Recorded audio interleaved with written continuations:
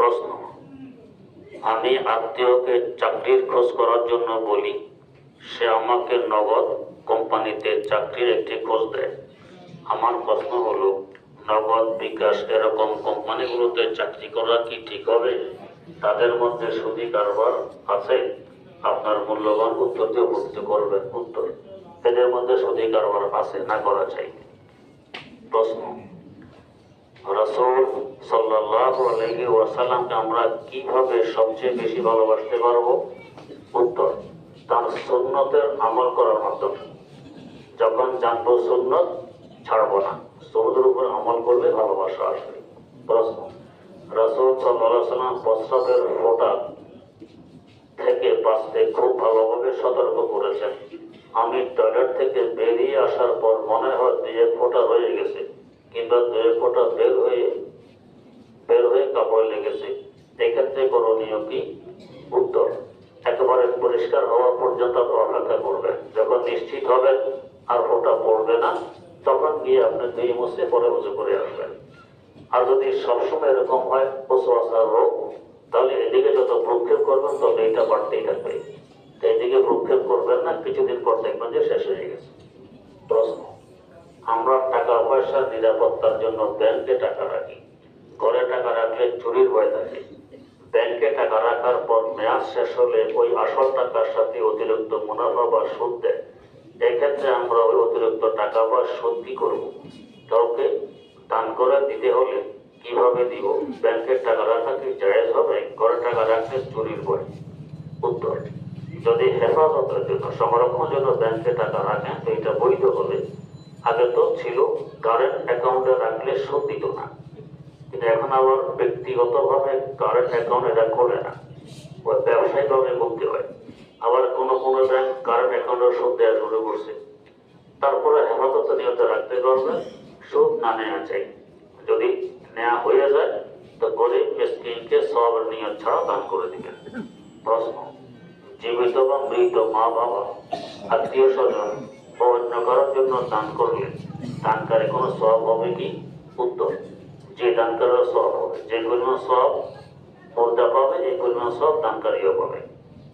প্রশ্ন, বিতের নামাজের দোয়া কুনুত পাঠ করার পরে কি মুনাজাতে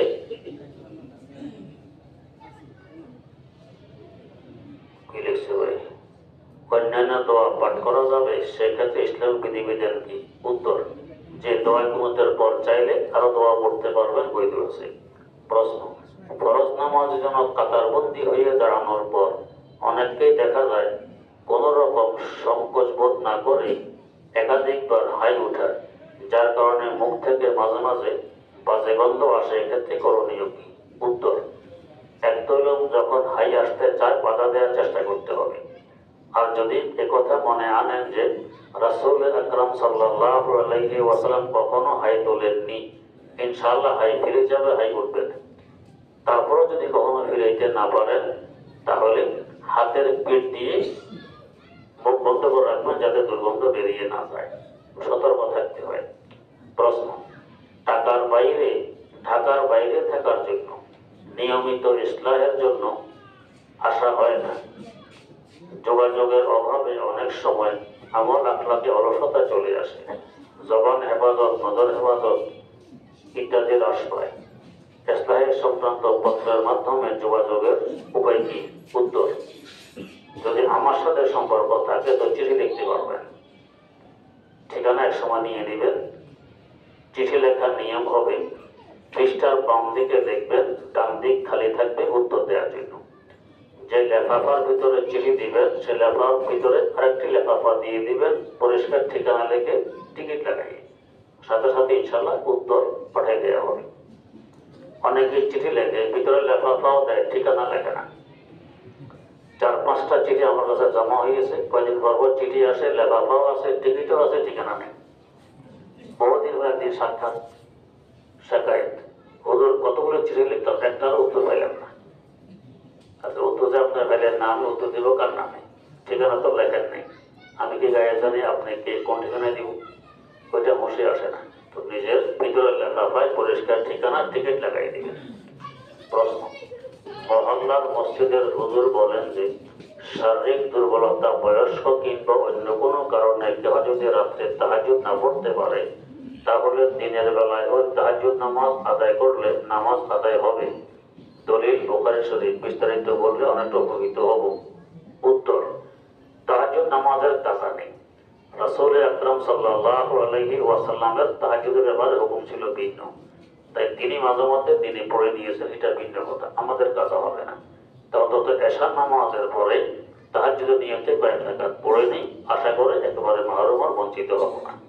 প্রশ্ন: মসজিদের সামনের দেয়ালে অনেক সময় ঘড়ি ঝুলানো থাকে। নামাজে থাকা অবস্থা অনেক সময় আমরা ঘড়ির দিকে তাকাই, এতে করে কয়টা বাজে তা বুঝে ফেলি এবং অনেক সময় কয়টা বাজলো তা মনে মনে অথবা খানিকটা উচ্চারণ করে বলেও থাকি। এছাড়াও দেয়ালে লিখিত আকারে কোনো কিছু থাকলে সেটাও পড়ে ফেলি। এসব অবস্থায় নামাজ সহি হবে কিনা? উত্তর: মনে মনে পড়লে দেখলে নামাজের ক্ষতি হবে না, আর যদি মুখে উচ্চারণ করে ফেলেন তার নামাজ ভঙ্গ হয়ে যাবে, নামাজ পুনরায় পড়া লাগবে। প্রশ্ন: পবিত্র কোরআনে আল্লাহ তাআলা নিশ্চয়তার সাথে বলেছেন যে আমি জমিনে আমার খলিফা সৃষ্টি করব।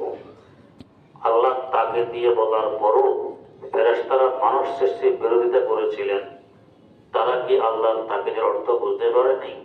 উত্তর: এই প্রশ্নটি বেহুদা প্রশ্ন। ফেরেশতারা বুঝতে পারছেন না পারছেন আমার জানলে বা কি লাভ, না জানলে বা কি ক্ষতি? প্রশ্ন: ফেরেশতারা কিভাবে বুঝলো যে যাদেরকে সৃষ্টি করা হবে তারা জমিনে ফাসাদ সৃষ্টি করবে? উত্তর: বিভিন্ন তাফসীর গ্রন্থে আছে, এর আগে জমিনে বসবাস করত জিন, এরা মারামারি করছে, ওর উপরে তেয়াজ করে ভাবছে যে পরবর্তী যারা আসবে এরা মারামারি করবে। প্রশ্ন: আমি সাধারণত ফরজ গোসলের ক্ষেত্রে পবিত্রতা নিশ্চিত করার জন্য বাথরুমের দরজা বন্ধ করে সমস্ত কাপড় খুলে গোসল করি এবং গোসলের পর আর ওযু করি না। প্রশ্ন: এভাবে সমস্ত কাপড় খুলে গোসল করা এবং পরে ওযু না করাটা শরীরের দৃষ্টিতে ঠিক হচ্ছে কিনা?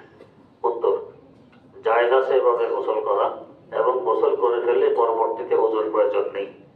চাই কাপড় পরিহিত অবস্থা থাকেন কিংবা না পরিহিত অবস্থা থাকেন, কোনো অবস্থাতেই ওযু নেই। আবার ওযু করলে এটা অপব্যয় হবে, ইসরাফ হবে, না করা চাই। প্রশ্ন: গোসল করা অবস্থায় নিম্নমুখী বাতাস বের হলে গোসলের পরে নতুন করে ওযু করতে হবে কি? উত্তর: জি, পুনরায় ওযু করতে হবে। প্রশ্ন: শুক্রবার দিনগুলোতে রোজা রাখা যাবে কিনা? উত্তর: শুক্রবারে না রেখে সোমবার এবং বৃহস্পতিবার রাখা চাই। প্রশ্ন: বছরের কোন 5 দিন রোজা রাখা হারাম? উত্তর: সবাই তো জানে, ঈদের 2 দিন, কোরবানি ঈদের পরে আরো 3 দিন, এই 5 দিন। প্রশ্ন: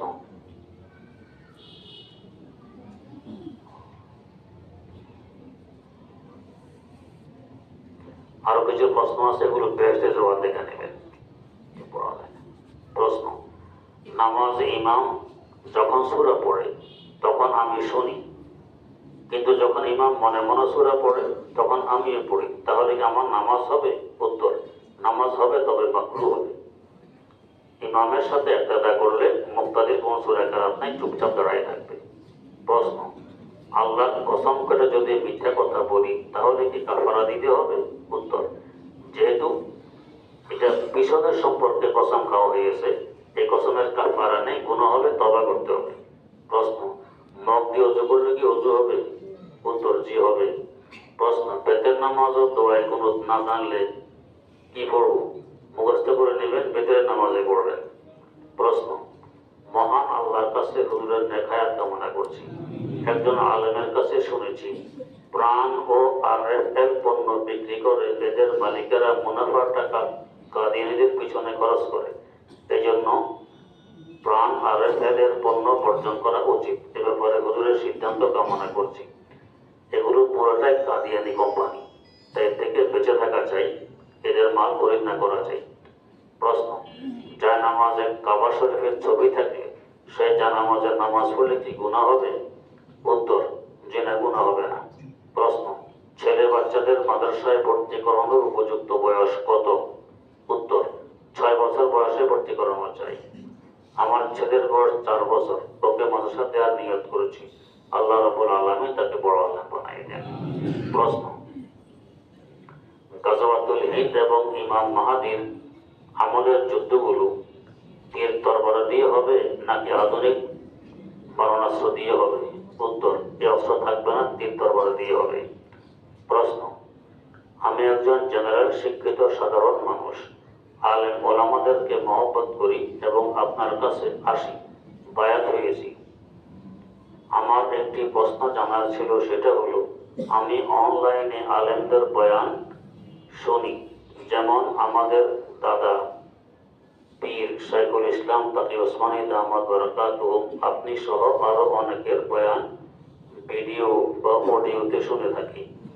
আমাদের ডালকানগরের হযরত আব্দুল মতিন বিন হুসাইন এবং মুফতি মনসুরুল হক দামাত বারাকাতুহু ওনারা মাহফিলে ভিডিও করতে নিষেধ করেন এবং এটাকে কবিরা গুনাহ বলেন। সেখানে ভিডিও হয়, তারা সেখানে বয়ান করে না। আমি জানি বিশ্বের একজন অন্যতম বিজ্ঞ ফকি ও মুফতি, আপনি যদি ভিডিও এবং ছবি তোলার ব্যাপারটা বুঝিয়ে দিতেন খুব উপকার হতো। আল্লাহ তাআলার কাছে আপনার দীর্ঘ নেখায়াত কামনা করি। উত্তর, একে বলা হয় বক্তালা ফি মাসালা। ওনারা যেটা করেন ওনার জন্য এটা ভালো, আর যারা নিষেধ করেন না এটার জন্য এটাকে নাজায়েজ বলা যাবে না। সংক্ষেপে কি বললাম। প্রশ্ন, গত 2 দিন আগে আমাদের বাসায় মেহমান প্রাণ কোম্পানির গ্রুপের মিষ্টি নিয়ে আসছে। আমাদের পরিবারের সবাই প্রাণ গ্রুপের সমস্ত প্রোডাক্ট বয়কট করেছি। এই মিষ্টিগুলো এখন কি করতে পারি? উত্তর, কোনো গরিব মিসকিনকে দিয়ে দিবেন। প্রশ্ন, আমি আমার নানার দোকানে কাজ করি। তিনি প্রতিদিন সকালে নাস্তা বাবদ আমাকে 50 টাকা করে দেয়। আমি উক্ত টাকা নাস্তা না করে জমা করে বই ক্রয় করি। জানার বিষয় হলো, এটা কি আমার জন্য বৈধ হবে? উত্তর, জি বৈধ হবে।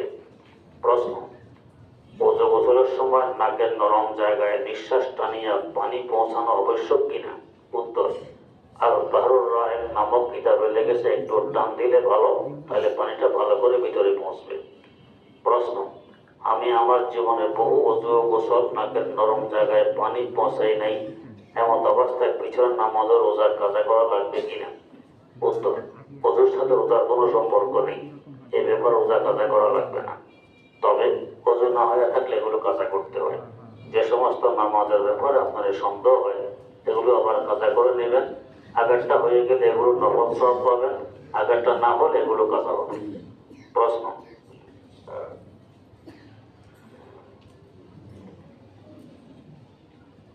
রাতে ছাদে কাপড় রাখার মাসালা কি? উত্তর, নাজায়েজ নয়।